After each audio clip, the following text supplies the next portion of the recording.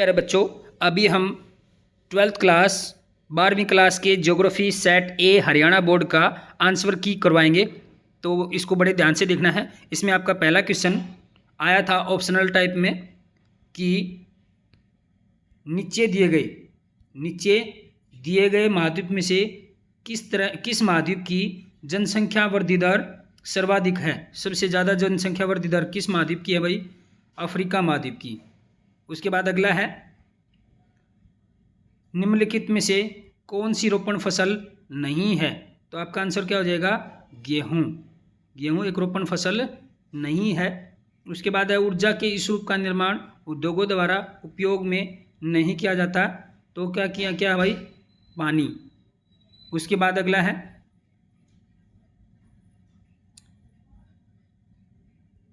है, निम्नलिखित में से कौन सा तृतीयक व्यवसाय है? तो कौन सा हो जाएगा भाई? खेती तो प्राथमिक है। और अगला क्या है? व्यापार। हाँ, व्यापार क्या है आपका? तृतीय क्रियाकलाप है। तो इस प्रकार आपका ये आंसर हो जाएगा। उसके बाद अगला है कि 2001 की जनगणना के अनुसार भारत की जनसंख्या कितनी थी भाई? 1028 मिलियन। उसके बाद अगला है, मानव भूगोल से आपका क्या अभिप्राय है? मानव भूगोल किसे कहते हैं? तो इसका आंसर क्या होगा? मानव व पृथ्वी के बीच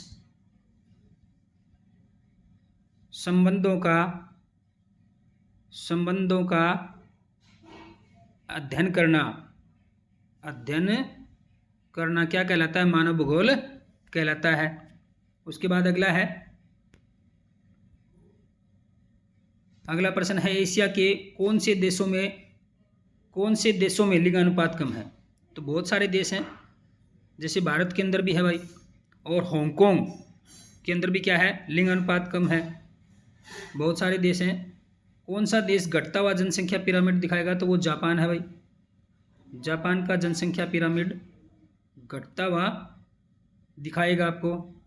उसके बाद अगला है, भारत में उच्च घनत्व वाली जनसंख्या का सबसे बड़ा क्षेत्र कौन सा है? तो वह गंगा ब्रह्मपुत्र मैदान या गंगा ब्रह्मपुत्र मेखला जिसे बोलते हैं वो है क्षेत्र है गंगा ब्रह्मपुत्र का। अगला, जनसंख्या विस्फोट से क्या अभिप्राय है? तो अचानक से जनसंख्या में वृद्धि हो जाना क्या कहलाता है? जनसंख्या विस्फोट कहलाता है। अगला है, नियमित रूप से टेपरिंग पिरामिड वाले आयुलिंग पिरामिड में जनसंख्या की कौन सी विशेषताएं हैं? तो बड़े प्रश्न है भैया, आपके ऑप्शनल वाले करवा दिए गए हैं, फिर भी थोड़ा बहुत देख लेते हैं। बिखरी या अथवा छितरी हुई बस्तियां क्या होती हैं? प्रक्षिप्त बस्तियां होती हैं जो दूर दूर घर फैले होते हैं। उसके बाद है, भारत में जनसंख्या वृद्धि की उच्च दर के लिए कौन से कारक उत्तरदायी हैं? सबसे ज़्यादा जनसंख्या दर उच्च कारण क्या है भाई? जन्म दर है। उसके बाद अगला है, पर्यावरण प्रदूषण से क्या अभिप्राय है? पर्यावरण में अवांछित पदार्थों का मिलना क्या कहलाता है? पर्यावरण प्रदूषण। प्रजनन दर और मृत्यु दर की व्याख्या करनी थी। प्रजनन दर क्या होता है? यानी कि जन्म दर भी बोल सकते हो। मृत्यु दर क्या है? प्रति 1000 पुरुषों जनसंख्या पर लिए गए जन्म, बच्चों की जन्म, और जो लोग मरे हैं उनकी क्या बतानी थी? अंतर बतानी थी, व्याख्या करना था उनका। उसके बाद अगला है, प्रशासनिक बस्तियों और सांस्कृतिक बस्तियों के बीच अंतर बताना था। प्रशासनिक बस्ती क्या होती है? जिसमें प्रशासन के कार्य किए जाते हैं, जिसमें धार्मिक कार्य या शिक्षा के कार्य होते हैं, उसे क्या कहते हैं? सांस्कृतिक बस्तियां कहते हैं। भारत में जनसंख्या प्रवास से होने वाले आर्थिक परिणाम बताने हैं भाई। जैसे अगर जनसंख्या प्रवास करेगी तो क्या आर्थिक परिणाम निकलेंगे? जैसे कोई विदेश में जाएगा तो धन भेजता है अपने देश में, इस प्रकार हुंडियों के रूप में। वायु प्रदूषण और वायु प्रदूषक में अंतर बताना था। वायु प्रदूषण जो वायु में प्रदूषण होता है वो, और जो वायु में प्रदूषण फैलाने वाले हैं उसको क्या कहते हैं? वायु प्रदूषक। उसके बाद अगला है, स्वेज नहर। देखो ये इंपॉर्टेंट है, हर उसमें आया है, सेट में आया है। स्वेज नहर और पानामा नहर ये प्रसिद्ध नहर है और लगभग हर साल आता है। तो ये बड़े प्रश्नों में से था। अंतर्राष्ट्रीय व्यापार से किसी देश को क्या लाभ प्राप्त होते हैं? भाई कोई भी देश है, किसी भी देश से अगर अपना सामान मंगाता है तो उससे उसकी पूर्ति होती है सामान की, और अपने माल बेचता है तो उससे धन प्राप्त होता है। कार्यों के आधार पर नगरों का वर्गीकरण, ये भी हर लगभग प्रत्येक सेट में आया है। कार्य के आधार पर नगरों का वर्गीकरण, जैसे खनन नगर, और क्या हो गया? वाणिज्यिक नगर, और क्या हो गया? जैसे मनोरंजन नगर, और क्या हो गया, औद्योगिक नगर, प्रशासनिक नगर, तो ये बड़े प्रश्न थे इसमें से। अथवा में भी आया था, इसका क्या आया था भाई? अच्छा, इस प्रकार ये बड़े प्रश्न थे। उसमें लास्ट में आपका देखो बड़े प्रश्न आप जाके देख सकते हो, ऑप्शन वाले करवा दिए। जैसे विश्व में रेखा मानचित्र पर बतानी थी इसकी, टोक्यो जापान की राजधानी है। जापान जैसे यहाँ ऐसे आपको निशान मिला होगा, वहाँ यहाँ बीच में है जापान था।